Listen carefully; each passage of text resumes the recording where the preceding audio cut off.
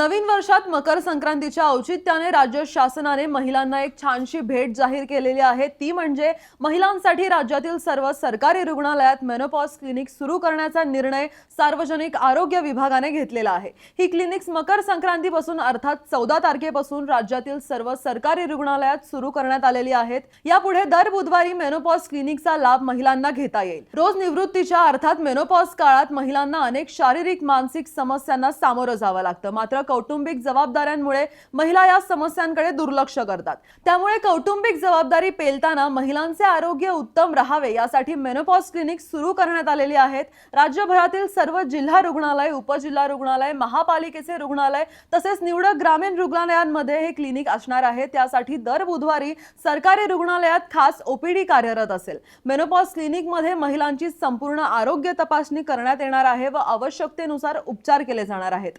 महिला निवृत्तीबाबत जास्त बोलत नसल्याने क्लिनिकमध्ये समुपदेशनही केले जाणार आहे। राज्यातील महिलांनी मेनोपॉज क्लिनिकचा लाभ घ्यावा असे आवाहन सार्वजनिक आरोग्य विभागाने केलेले आहेत। अशाच अपडेट्ससाठी तुम्ही पाहत रहा PCMC न्यूज चॅनल पिंपरी चिंचवडकरांचं।